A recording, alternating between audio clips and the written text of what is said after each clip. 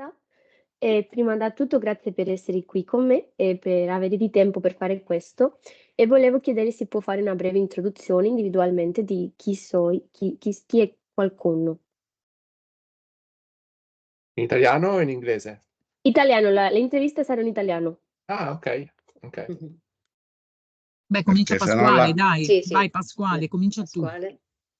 Bene, buongiorno, sono Pasquale Moliterni, un professore ordinario, full professor di didattica e pedagogia speciale. La mia storia è abbastanza lunga perché sono un senior, quindi piuttosto anziano, ho 72 anni quasi.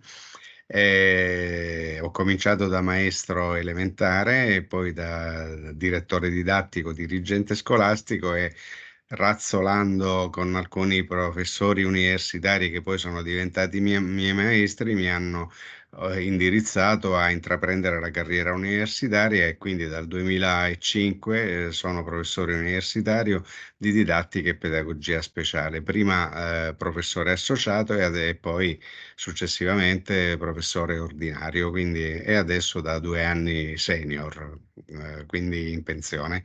Continuo a collaborare in varie direzioni, l'ultima quella di ieri che come ti accennavo all'Odia con l'Università di Leopoli, che ha voluto da me un'intervista di natura storico-epistemologica, per cui ho ragionato con loro per circa un'ora e mezza su che cos'è la pedagogia, qual è la storia della pedagogia, i problemi, le crisi della pedagogia e le sfide e le opportunità che la pedagogia avrebbe sempre che si lavori in questa direzione. Quindi questa era l'ultima.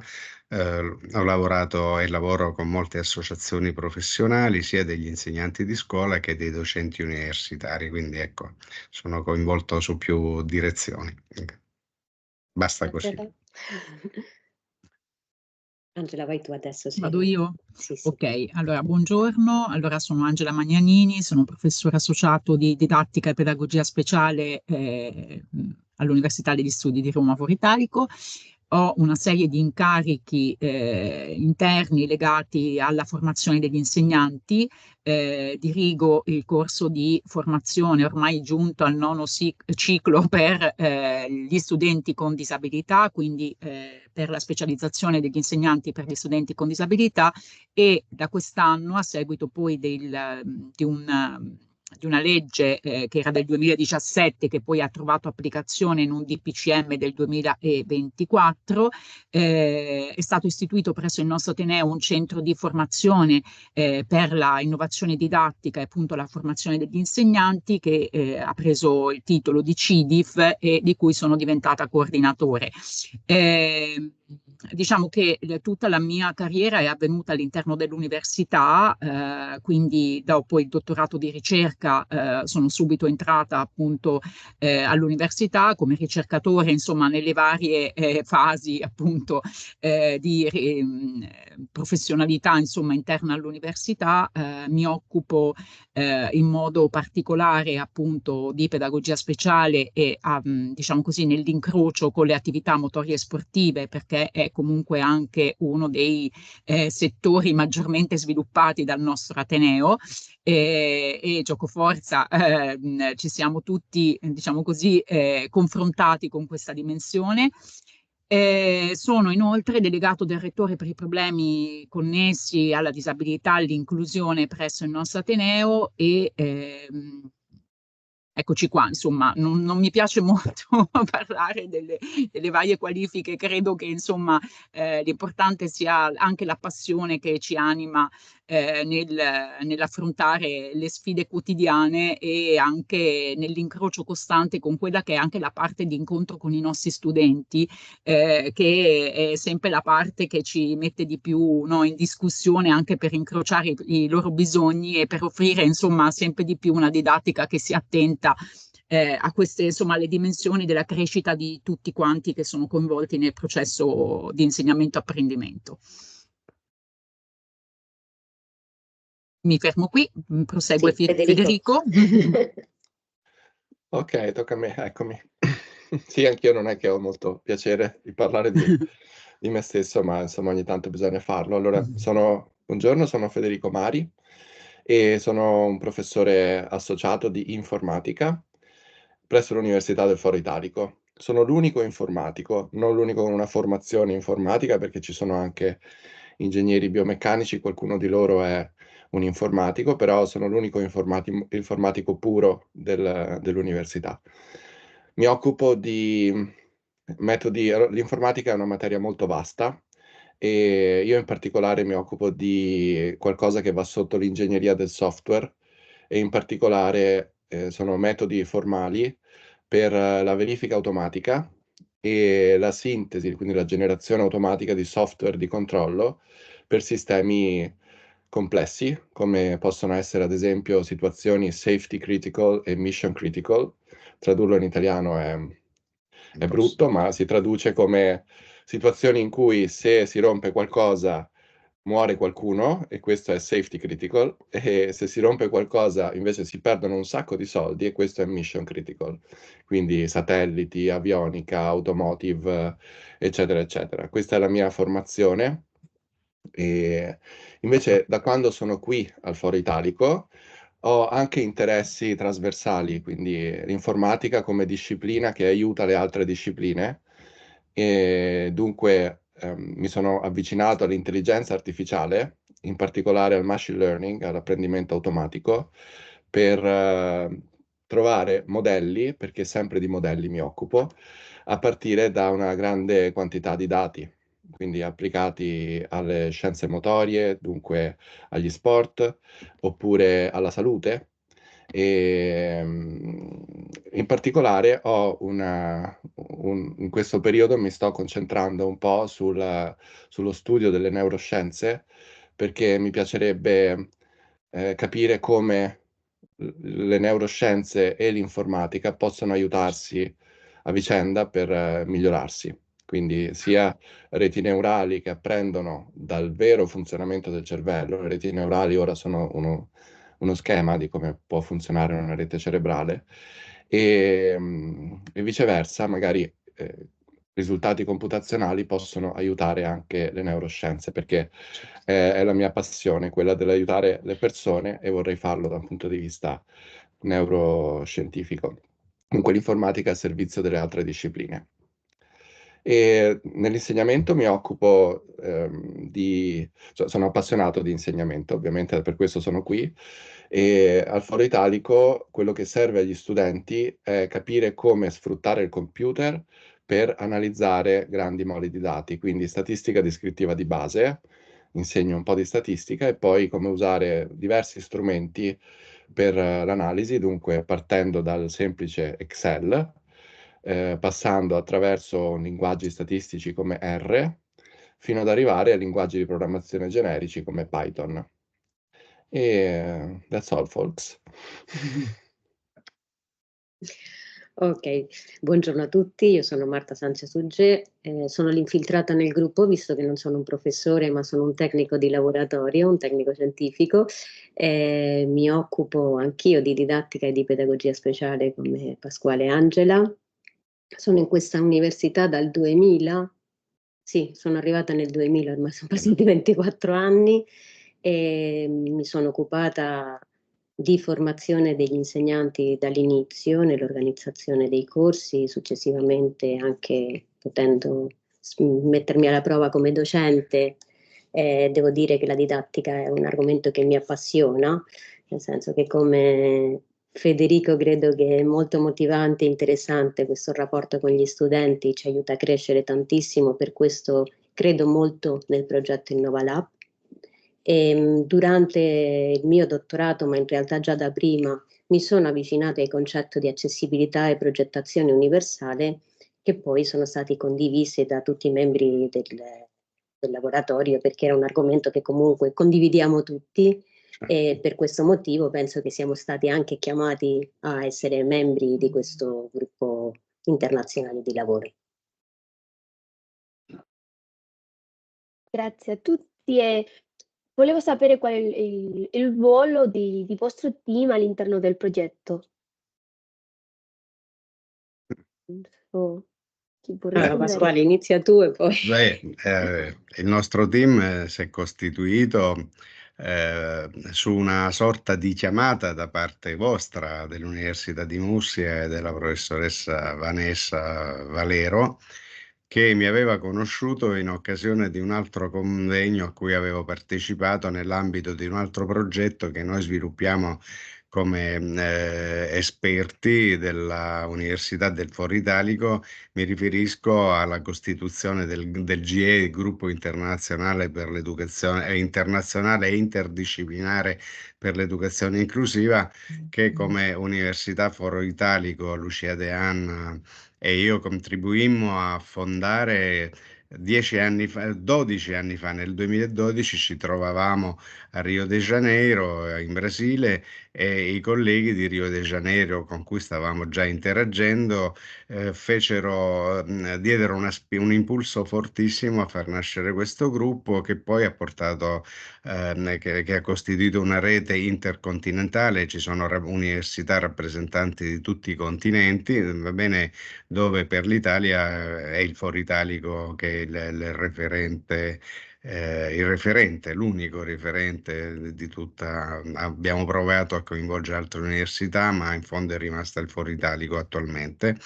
E nell'occasione di un'azione che si svolgeva a Logrogno in Spagna, Vanessa, che era una ricercatrice, ascoltò alcune mie relazioni, un paio in particolare, e quindi quando è maturato questo progetto e lei ha pensato di costruirlo, ci ha contattato me e Marta in particolare, perché Marta, che è il referente dal 2000, come ha detto, perché lei ha costruito una sua competenza collaborando con i vari professori che nel laboratorio vi sono stati, dalla professoressa Lucia De Anna che l'ha fondata, poi con me Angela, il nostro caro amico e ricercatore Mauro Carboni, e quindi grazie a tutte queste persone e via via i dottor Randi che hanno fatto parte del laboratorio, ha costruito una competenza, e la sua virtù poi primaria è quella di essere spagnolo, e quindi ci ha fatto da ponte linguistico con Vanessa,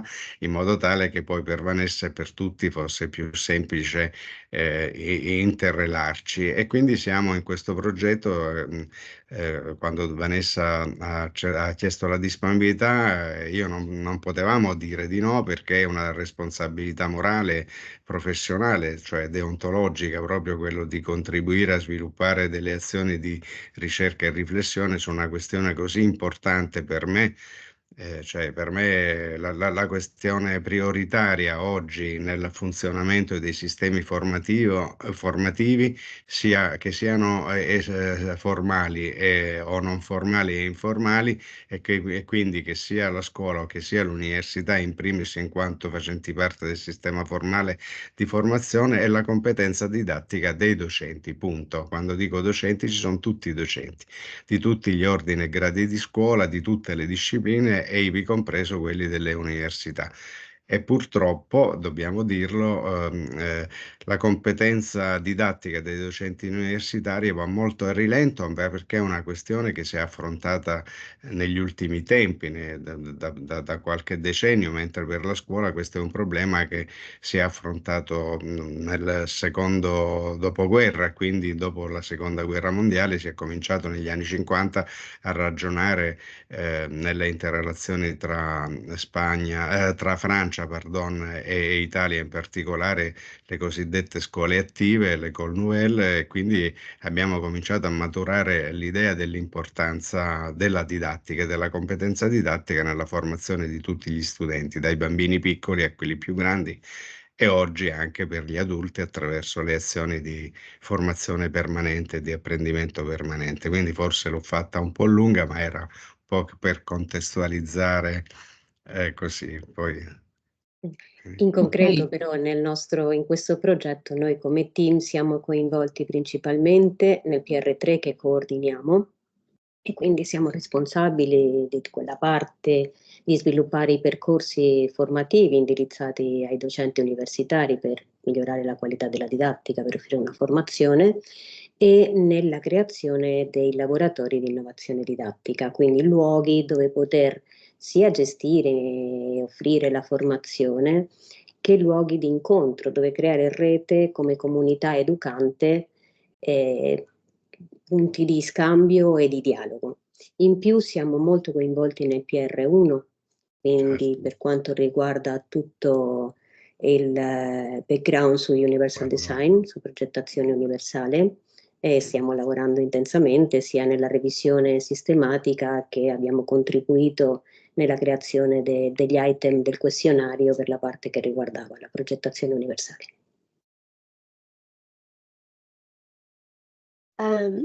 E in questo progetto, l'Innova Lab, stiamo cercando di sviluppare un strumento per aiutare i professori a migliorare la qualità della loro didattica.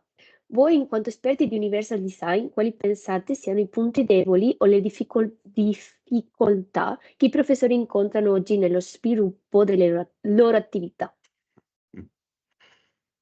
Questa è una domanda molto difficile. È da $1 milione questa domanda, Arodia. Allora, io in qualità di non docente inizio nel dire che probabilmente una delle maggiori difficoltà o dei punti deboli del sistema è che non c'è una formazione obbligatoria per i docenti universitari sulla didattica, quindi si dà per scontato che un docente debba saper insegnare. No, E non o per il sempre è fatto così. che conosca e abbia le conoscenze, se le sappia anche insegnare. Insegnare, È un esatto. problema che è legato alla filosofia idealistica e quindi si era convinti e si è tuttora convinti negli approcci tradizionalistici che la persona che sa anche insegnare, sappia anche insegnare. Non è vero assolutamente. Questo è il problema della didattica, il problema della carenza di competenza nei docenti, in generale dei docenti universitari.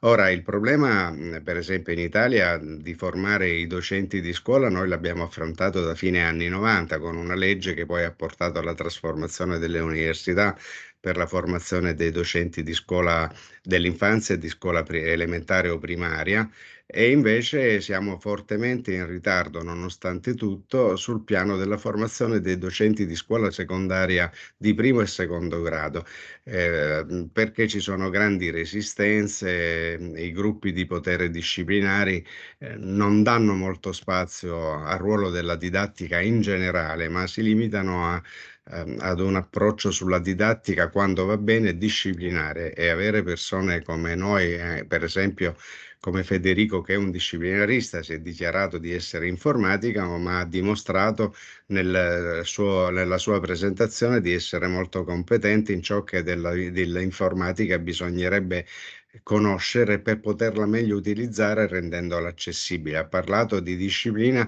che è al servizio delle altre discipline. Questa è una cosa molto importante. I disciplinaristi non percepiscono questo, ma anche nel campo di cui si occupa Angela, di cui mi sono occupato anch'io, quello del ruolo dell'attività fisica o dell'educazione fisica cosiddetta, che io preferisco chiamare attività fisica e sportiva più che educazione fisica, perché è una vecchia storia. Noi usavamo 100 anni fa il termine educazione fisica, oggi dovremmo essere più innovativi e quindi avere il coraggio di parlare di attività fisica, perché è un'azione che coinvolge il nostro corpo in tutte le sue...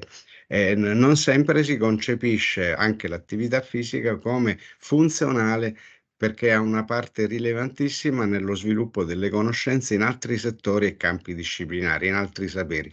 Così come Federico ha parlato dell'informatica, quindi ci sono delle discipline che sono trasversali, oltre che avere una propria autonomia, e tra queste l'informatica c'è, lo è l'attività fisica o l'educazione fisica, l'educazione musicale. È lo stesso problema alla musica, perché la musica non sempre si percepisce, e i professori di musica come percepiscono la propria attività, la propria azione come di supporto allo sviluppo delle conoscenze in generale.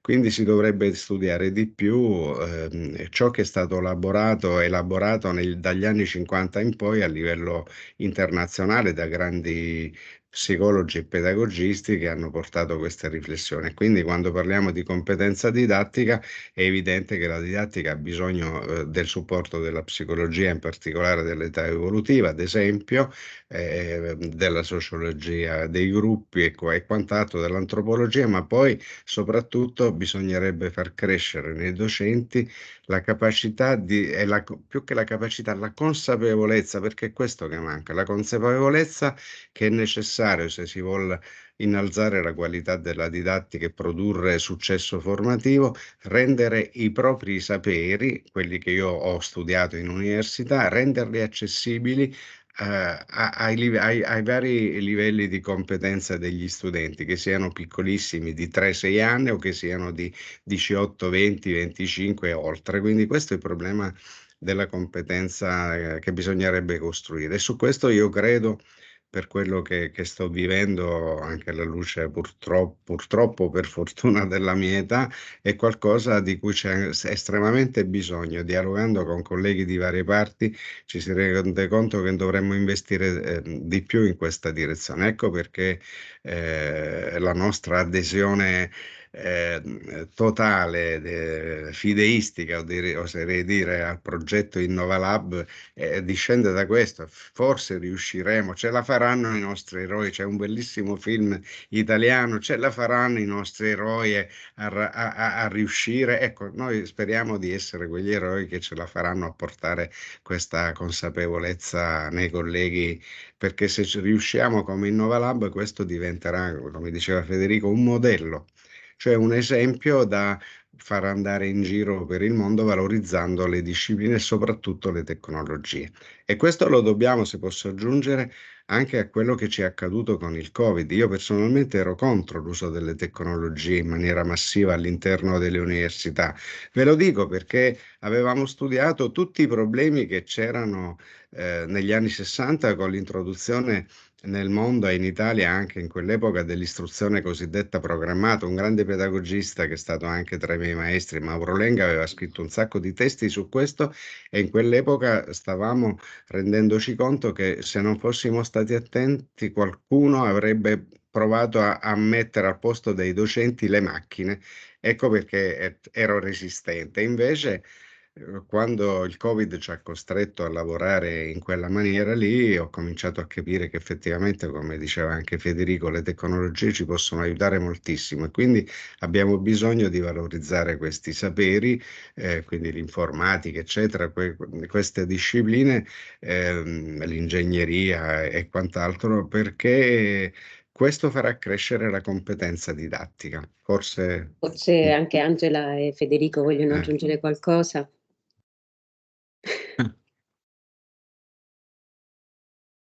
Diciamo che comunque insomma, quello che ha detto Pasquale cioè penso da tutti noi condiviso, e quindi credo che insomma l'azione fondamentale sia quella, anche attraverso questo progetto, appunto di svecchiare questa modalità, no? E di portare, visto che parliamo di innovazione, cioè di portare questa innovazione di cui veramente noi come docenti ci mettiamo anche noi stessi, ne abbiamo profondamente bisogno, sempre poi, diciamo così, per incrociare e rispondere meglio ai bisogni dei nostri studenti sostanzialmente. Quindi è una grande opera di messa in discussione della professionalità e appunto di anche riflettere sulla propria dimensione professionale per poter cambiare e appunto accogliere nuovi strumenti, nuove modalità, e soprattutto di far propri i principi generali, che poi sono quelli che appunto abbiamo visto, dell'universalità, della progettazione, dell'accessibilità, eccetera, che a mio avviso dovrebbe servire profondamente a tutti i docenti, a prescindere dalla disciplina di riferimento e dal proprio sapere disciplinare. Ecco, questi sono elementi trasversali che dovrebbe possedere ogni docente. Peccato che la formazione non vada sempre in questa direzione, nonostante il nostro impegno, perché il nostro impegno sia attraverso questo progetto, ma l'impegno di cui il professor Moliterni parlava prima, un impegno trentennale verso, cioè sono cambiate le strategie, le metodologie, eccetera, però è sempre stato un impegno verso questa direzione.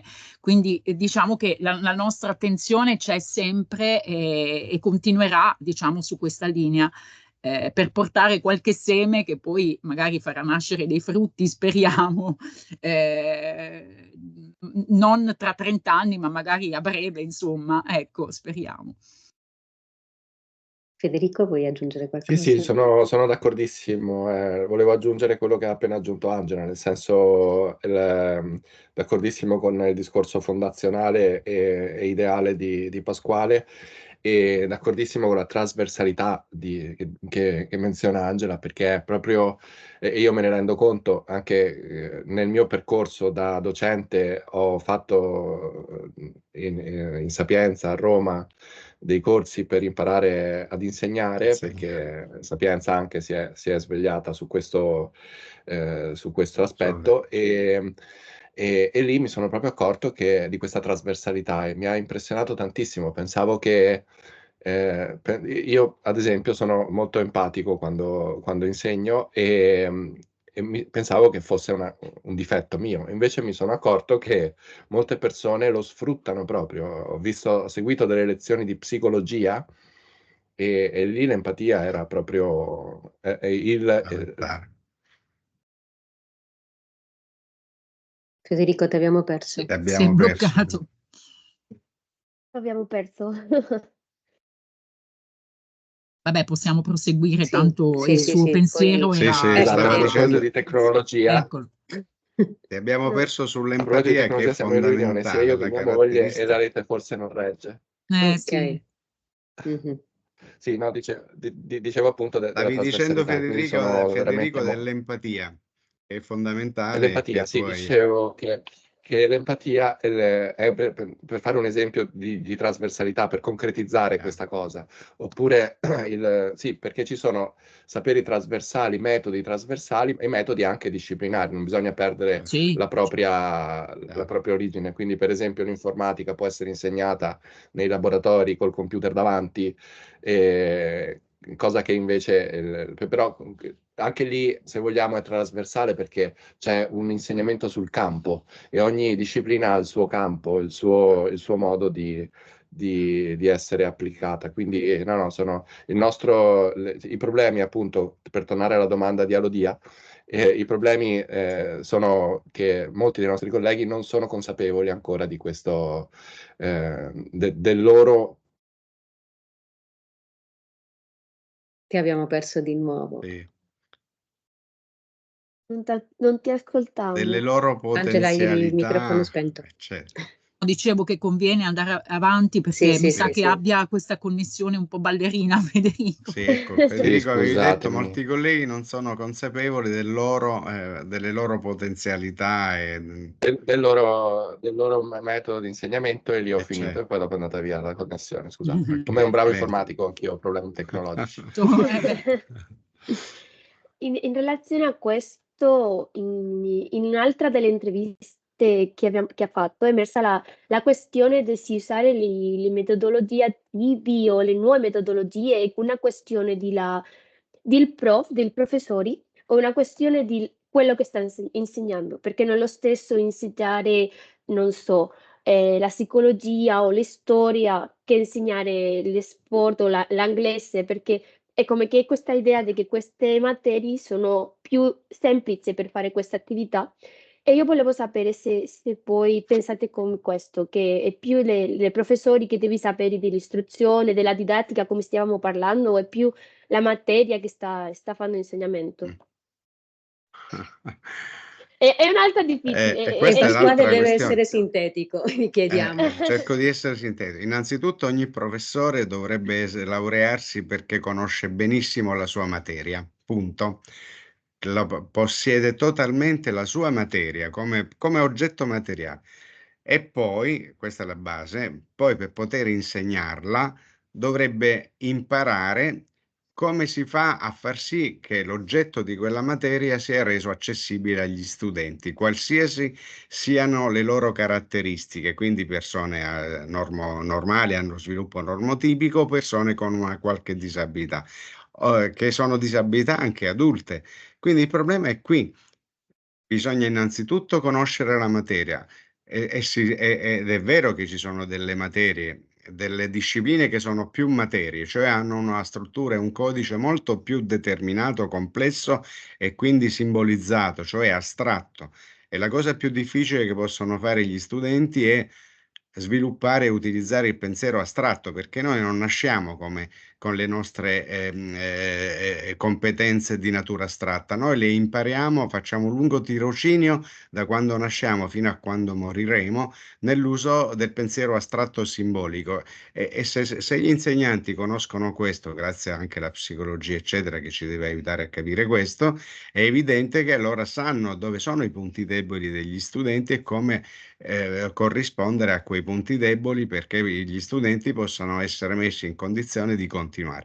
Quindi, prima cosa, c'è una differenza tra le discipline, ci sono discipline più astratte e discipline meno astratte. La questione della doppia natura della scienza, le discipline naturalistiche, scientifico-naturalistiche, STEM e quant'altro rispetto a quelle umanistiche. Quindi c'è questo, d'accordo?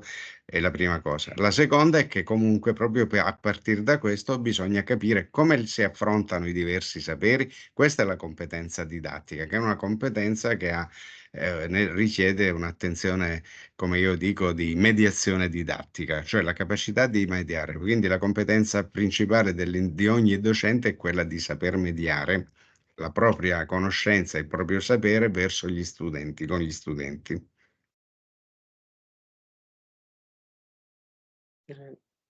Angela, Federico?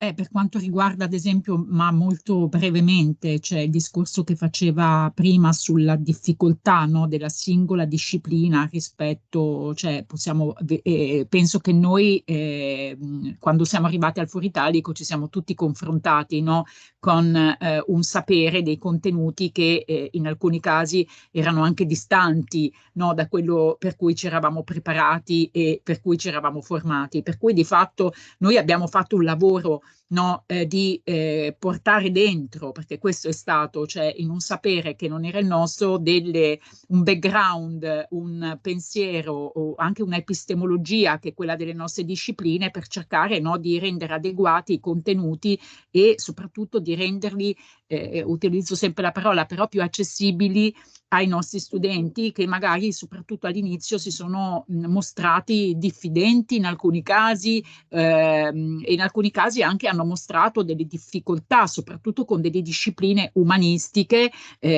come ad esempio la didattica e la pedagogia speciale, e quindi di fatto noi abbiamo fatto lo sforzo, no, di cambiare il nostro modo di porre questi contenuti. Quindi questo significa che è vero, ci sono delle difficoltà, però possono essere superate attraverso lo studio, attraverso la trasformazione del sapere, attraverso anche proprio la conoscenza di nuove modalità, no, di intendere la didattica, anche nel senso che prima ha utilizzato il professor Moliterni. Quindi ritorniamo lì, è l'importanza della formazione che deve appunto abbracciare tutti i docenti universitari, cioè senza, diciamo così, senza altre modalità, insomma. Federico?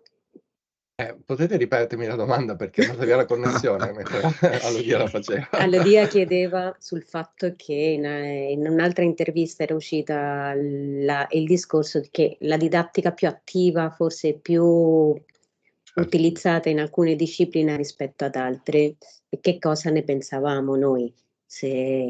La didattica più attiva in che senso? Nel senso di esperimenti. Metodologie attive, di fare Sì. esperimenti, di fare cose che non Certo. è lei sta parlando e gli studenti ascoltano e prendi dei noti. Certo. Come dicevi tu, Sì. l'informatica la posso Certo. insegnare davanti al computer, quindi facendo. Allora, io sono dell'opinione che anche le materie umanistiche debbano andare sul terreno, se posso usare questa espressione un po'. Assolutamente. Nel senso che voglio parlare di filosofia, ad esempio, che è quella più astratta a cui posso pensare. Beh, non è solo stare in aula e filosofeggiare, cioè parlare, è anche andare sul terreno. Se si parla di concetti che possono sembrare astratti come l'etica o cose di questo tipo, beh, si va concretamente dove l'etica deve essere utilizzata, dove deve essere realizzata dai medici, si va nelle scuole, si va nelle aziende dove comunque ci sono delle questioni etiche da tenere di conto e si fanno dei tirocini lì per capire per andare proprio sul terreno, quindi anche questo fa parte dell'insegnamento. Dunque Sì. ogni materia, la pedagogia, è il terreno lo vedo, lo stiamo facendo ora, cioè andare dai docenti a insegnargli a insegnare, andare dagli studenti a capire quali sono le proprie esigenze, ma proprio come percorso di insegnamento, capito? E quindi ogni materia ha il suo terreno, perché altrimenti non avrebbe senso di esistere, ma questa è la mia opinione personale. Concordo, se posso aggiungere, Ecco. direi Vai, che Marta. comunque tutti i docenti possono utilizzare all'interno delle loro ore di lezione diverse strategie, non necessariamente deve fare una lezione frontale, anche se dialogica, in cui fa intervenire gli altri, può proporre delle attività che, anche se sono delle simulazioni, perché non si sta sul campo veramente, mettono gli studenti nelle condizioni di mettersi alla prova, di sperimentare, di fare. E questo anche nelle più astratte, più umanistiche si può fare, quindi dipende anche di come il docente organizza le sue attività. Se posso aggiungere un attimino una cosa che uno degli approcci per stare sul terreno, come diceva Federico, perché questo è il problema, spesso mi sto rendendo conto che dovremmo riprendere un'attenzione storica alla scienza e quindi riparlare di scienza in termini narrativi, come si sono evolute le varie scienze, perché mi sono accorto che questo appassiona moltissimo gli studenti, a cominciare dai bambini piccoli, quando si racconta come sono cambiate le teorie, cosa è accaduto, e invece oggi è una dimensione che dappertutto, nella scuola e ancor più nell'università, si trascura. Cioè un approccio storico, cioè in termini di narrazione, per essere proprio concreti, cosa è accaduto, cosa sapete, e quindi magari coinvolgi i ragazzi in una ricerca storico-narrativa. Quindi questo ha a che fare con ve lo dico perché ieri proprio, mentre rispondevo a quell'intervista, mi sono accorto che sto insistendo molto su una conoscenza storico-epistemologica delle scienze, cioè come sono cambiate le parole, come sono cambiate le cose, chi ha contribuito. Questa è una dimensione molto trascurata, quindi dovremmo far crescere per essere dei bravi didatti, perché un docente è un didatta, appunto, non è altro, a partire dal fatto che conosce talmente bene la sua disciplina perché ne conosce la storia, l'evoluzione. Per la pedagogia, per esempio, è fondamentale, perché la filosofia come la pedagogia sono delle scienze, sembrano semplici, ma sono le più astratte, peggio della matematica e dell'informatica, perché non hanno un terreno e quindi bisogna far capire loro dov'è quel terreno e quindi andarlo a riprendere. Perdonatemi se aggiungo questo, ma sai, invecchiando uno continua a pensare, no? E Pasquale, lei ha una lunga carriera, può condividere alcune delle conclusioni qui è giunto sulla progettazione didattica, sull'educazione inclusiva e sull'apprendimento a lungo termine? Io credo di sì, guarda, proprio alla luce della mia lunga carriera, così, della mia vecchiaia. Ho Io ho paura di visto essere sintetico. sì, ho visto tantissimi cambiamenti nella mia storia, non solo in me, ma nella società, nella scuola e anche nell'università, e quindi questo mi fa essere fiducioso. Dove sta il problema? Che dobbiamo impegnarci di più in termini di politiche, di azioni politiche in questa direzione. Quindi noi abbiamo maturato tantissime consapevolezze, ciò che ci manca è il supporto di una vera trasformazione che diventa un'azione politica nel senso più alto del termine, vuol dire proprio dobbiamo far maturare questo nei docenti, innanzitutto. Quando accadrà questo, e io credo che in questo debbano aiutarci gli studenti. Gli studenti devono essere più reattivi di quanto non siano, perché stanno subendo una crisi culturale che li porta a deresponsabilizzarsi, a non partecipare a quello che accade effettivamente nelle scuole, nelle università e nelle aule. Invece, quando noi abbiamo prodotto i veri cambiamenti è perché c'è stata una grande partecipazione dei movimenti studenteschi. Credo che questa sia l'esperienza che abbiamo fatto, io poi l'ho fatta negli anni 60-70. Se c'è questa capacità di riflettere e di impegnarsi, io credo che verranno dalla società quelle spinte a produrre delle vere azioni politiche che portino alle vere innovazioni. Ecco. Grazie. Angela, siamo tutti d'accordo sul fatto che l'educazione fisica è una delle discipline dove i professori trovano maggiori difficoltà nel renderla inclusiva. Che consigli può dare ai professori sia di scuola sia universitari per aiutare a progettare attività più inclusive? Angela, vai tu adesso, dai. Il tuo microfono non Sì, è ok, preso. l'avevo spento. Ok, sì, allora, bene. È vero, l'attività motoria e sportiva è una delle, diciamo così, dei campi dove si ritrova grossissima difficoltà nella inclusione, anche se in realtà invece no, tutti si beano, no, del fatto che lo sport e le attività motorie sono molto inclusive. E quindi diciamo che c'è anche qui una differenza tra la teoria e la pratica, no? Perché poi invece in realtà abbiamo molte testimonianze di ragazzi sia a scuola che diciamo così anche nell'extra scuola che poi effettivamente non riescono ad usufruire delle attività che sono proposte.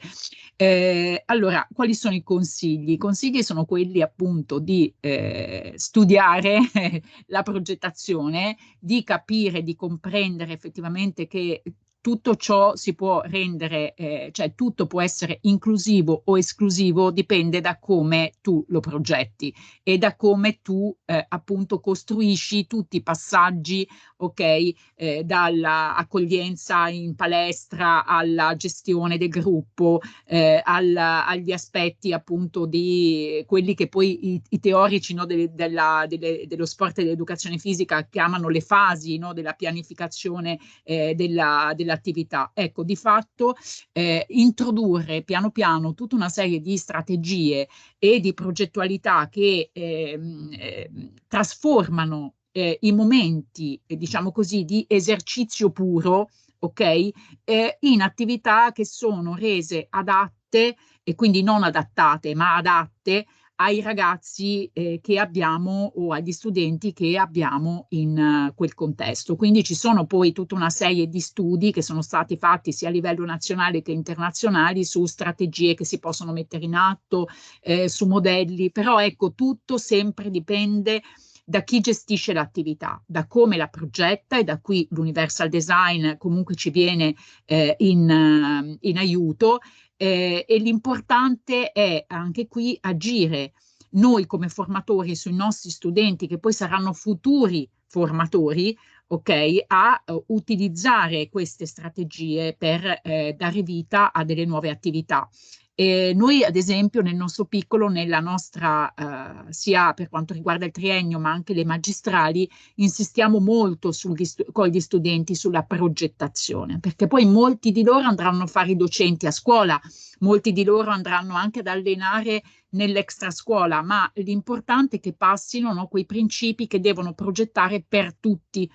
E quindi nella progettazione per tutti devono tener conto che nel costruire le proprie attività c'è la differenza, c'è la diversità e quindi non possono più partire dall'attività, ma devono partire dalla progettazione sostanzialmente e trasformare il proprio sapere per appunto creare nuove attività che possano, diciamo così, dare a tutti la possibilità di partecipare.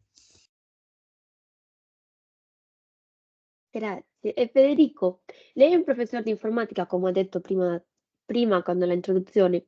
Immagino che a volte i concetti che deve insegnare ai suoi studenti siano complessi e astratti. Che strategie utilizza nel suo insegnamento per renderli più amichevoli agli studenti? Grazie Rodia, che strategia utilizzo? Allora, racconto storie, come diceva prima Pasquale, per citare anche Angela, in questa progettazione, appena sono arrivato qui al Foro Italico, pensavo di voler trasmettere concetti basilari dell'informatica come la complessità dei problemi. il fatto che non tutti i problemi sono risolvibili, ci sono problemi che si dicono indecidibili, perché altrimenti a uno può venire in mente che se ha un computer davanti può fare tutto, ma non è così. Però poi bisogna adattarsi agli studenti, come diceva prima Angela, e quindi mi è successo che insegnando questa cosa, poi guardando gli studenti, una studentessa stava guardando così le slide. E allora ho chiesto, tutto bene? C'è qualche problema? E questa studentessa mi ha detto, professore, ma posso fare una domanda? Dico, certo, ma a noi queste cose a cosa servono? Mi ha chiesto. Allora, in realtà io credo che servirebbero perché ovviamente il pensiero computazionale, così si chiama, il computational thinking, è qualcosa che va instillato nelle persone, ma all'università è troppo tardi. Bisogna portarlo per risolvere chiamiamolo problema dell'intelligenza artificiale che prende posti di lavoro a delle persone che rimangono senza, è una delle soluzioni che la comunità informatica internazionale ha dato alla società è quella di insegnare ai bambini come si insegna a leggere, a scrivere la storia e la matematica, anche a pensare in modo computazionale, quindi capire i problemi, la complessità dei problemi, l'algoritmica, quindi gli algoritmi. Non per imparare a programmare, assolutamente, ma per capire il tipo di ragionamento in modo che poi dopo uno crescendo sia più malleabile all'utilizzo delle automazioni, no?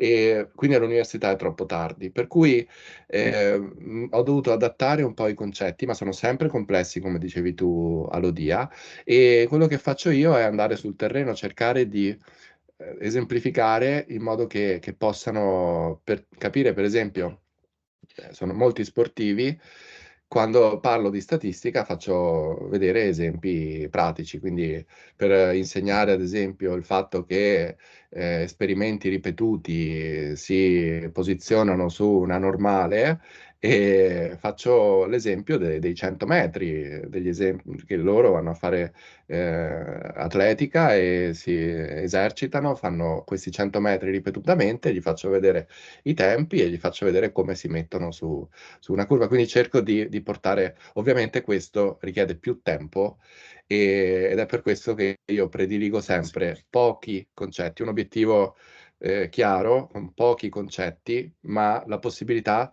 di dare un metodo, capire come prendere nuove informazioni e studiare da soli in qualche modo. Quindi è per E questo. poi questo Per è il cui, vero problema della progettazione, se posso esatto. aggiungere. Sì, sì. È questo, altrimenti la progettazione è una parola. È saper fare queste scelte veramente, quindi Quindi forse, però ci vorrebbe, anche qui ci vorrebbe quello che in inglese si dice un double check, cioè perché facendo così un docente toglie, alla fine magari gli rimane in mano poco e quindi ci vorrebbe qualcun altro che dica no, vai, magari sforzati un po' di più su questo, però non sempre è possibile. E quindi se posso aggiungere, da soli non ci si può riuscire. Il problema dove sta? È nella capacità come comunità scientifica di costruire il cosiddetto syllabus delle scienze, perché a quel punto sarebbe più facile progettare. Ma è una vecchia storia. In Italia l'avevamo affrontato grazie a un grande autore come Jerome Brunner, quando abbiamo cominciato a trasformare i programmi, perché Brunner, contro il suo maestro Dewey, ci ha insegnato che dobbiamo saper scegliere i concetti essenziali e generali, cioè generali perché generativi di conoscenza, e quindi non bisogna dar tutto nella vita ai bambini, perché i bambini, ieri pomeriggio la mia nipotina mi ha detto a 6 anni, prima elementare, che non le piace la matematica. Ma com'è possibile? Io sono stato con lei ieri e a dire dove sta la matematica? L'abbiamo vista concretamente, perché è preoccupante. Oggi le STEM perché nelle STEM c'è tanta caduta a livello universitario perché sono insegnate male. cioè in maniera astratta e non reale, attiva, concreta, come diceva Federico. Lo stesso problema è dell'educazione fisica, si insegnano le tecniche, non le si fa vedere a che cosa possano servire per lo sviluppo del proprio corpo, tanto per cominciare. E questo è il problema, quindi bisognerebbe insegnare meglio le discipline agli stessi disciplinaristi. Grazie Pasquale, ti ho risposto, Lodia? Sì. Marta, poi ha indagato su come progettare i corsi per includere tutti gli studenti. Puoi spiegarci qualcosa di più al riguardo?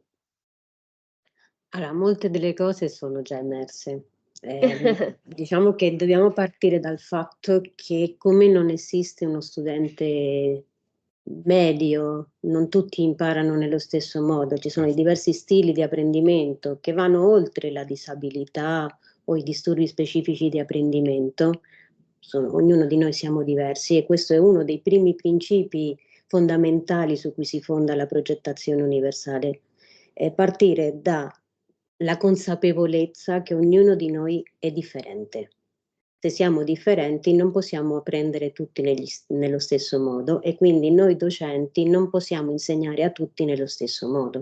Quindi nel rendere accessibili questi nuclei fondanti che noi abbiamo individuato e che saranno degli obiettivi tradotti in contenuti specifici, quelli veramente importanti che aiuteranno dopo a chi vuole continuare ad approfondire, a chi ha curiosità, a proseguire il suo percorso di formazione, a renderli in modi diversi, nel senso non possiamo pensare che ci sia solo la lezione frontale, non possiamo pensare che ci sia solo l'attività pratica, non possiamo pensare che vada bene per tutti lo stesso. Quindi è lavoro per il docente che deve proporre e lavorare materiali diversificati perché ognuno possa scegliere quello che è più consone al suo stile di apprendimento. Se io imparo attraverso le parole, magari utilizzare i podcast che il professore mi ha predisposto, ha preparato,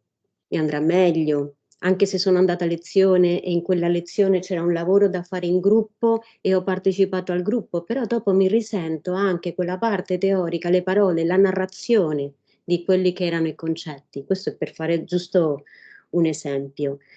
Quindi penso che la sfida sta nel mettere ai docenti nelle condizioni di poter avviare questa autoriflessione e acquisire questa consapevolezza che devono insegnare in modi diversi per poter arrivare a tutti gli studenti e garantire così quello che è un diritto di chi si iscrive all'università o di chi va a scuola.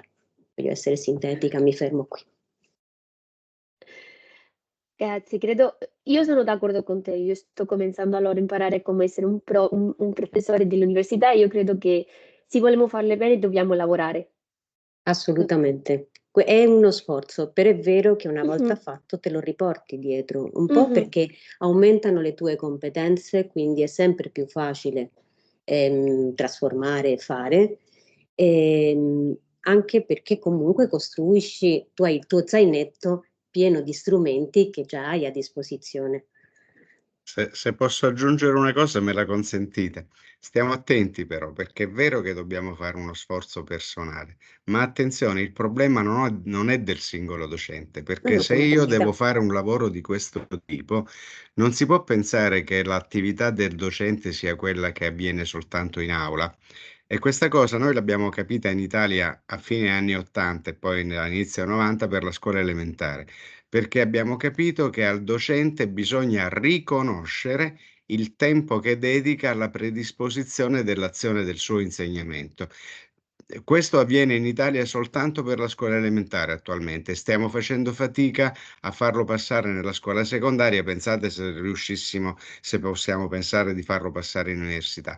Però questo è importante perché quello che fa Federico, Angela, io stesso, Marta, Tea, Lodi, eccetera, rientra quasi in una sorta di azione di volontariato, volontaristica. Col volontariato non c'è professionalità. Siccome questo è importante, dobbiamo, anche qui diventa un'azione politica, capite perché è lì il problema.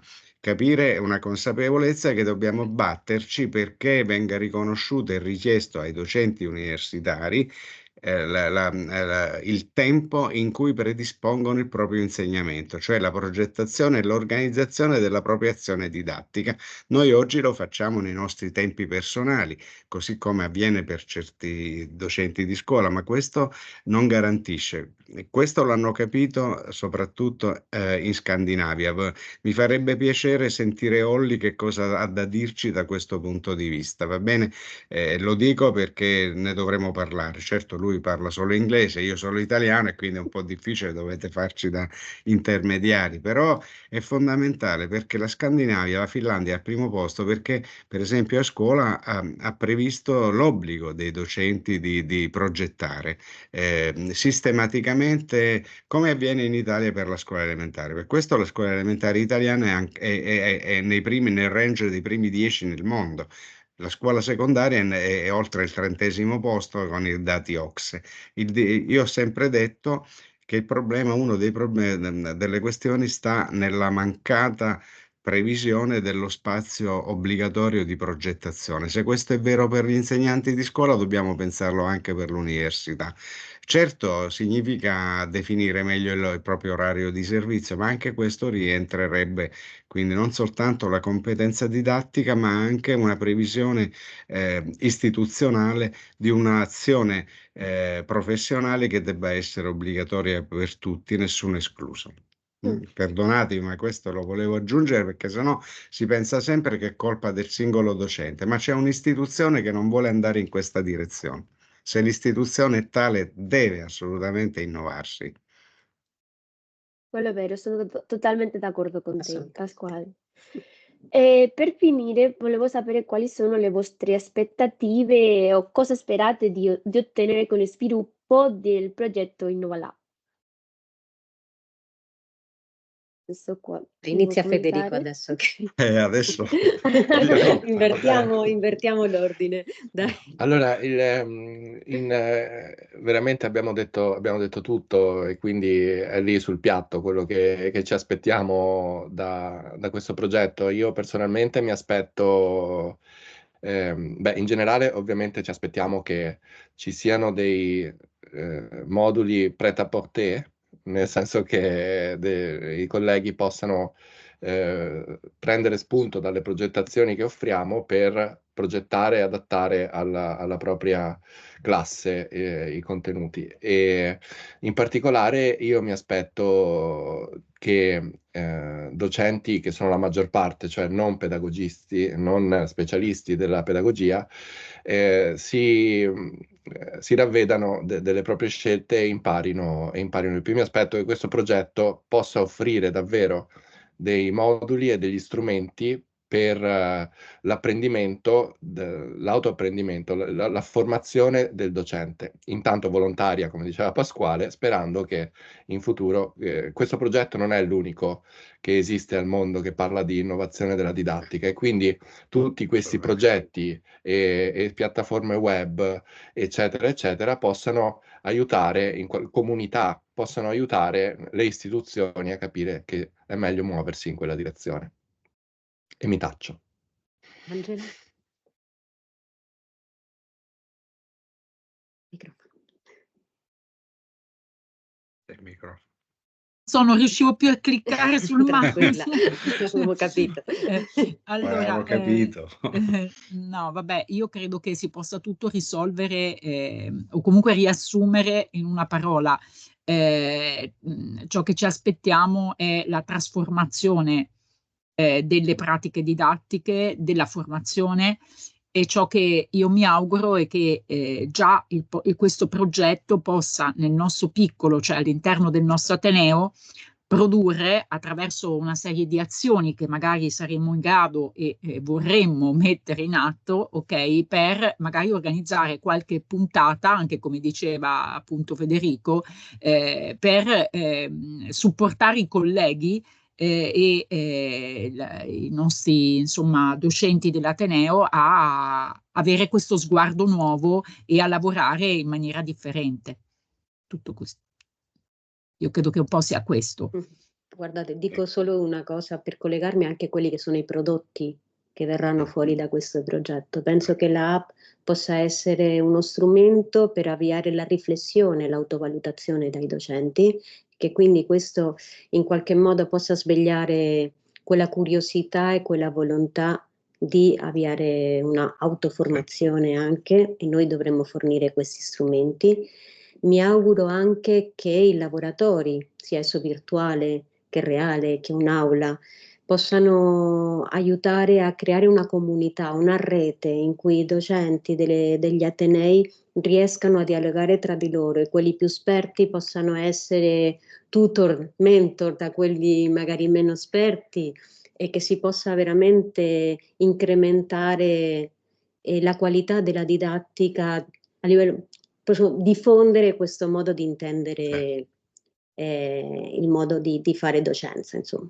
Ecco, nella valorizzazione delle tecnologie che oggi sono sempre più una grande risorsa, quindi la particolarità di questo progetto InnovaLab rispetto ad altri che si stanno conducendo in varie parti dell'Italia e anche del mondo è che non ce ne sono molti di progetti di ricerca che abbiano messo al cuore l'importanza delle tecnologie in questa direzione, mi pare. Quindi questo può essere importante. Quindi, come diceva Marta, mettere a disposizione questi nuovi prodotti, software, strumenti, eccetera. Ecco, poi Federico anche in questo è un esperto, eccetera, perché è da qui che può nascere poi una disseminazione e quindi un maggiore coinvolgimento micro e macro, va bene? Quindi questo, ok. Senza Grazie a dimenticare che il Ah-ah. laboratorio è un modello, è una visione mentale, punto. Grazie a tutti per il vostro tempo. Grazie a te, E Rodia. Grazie, Rodia. per la mia parte questa intervista è finita.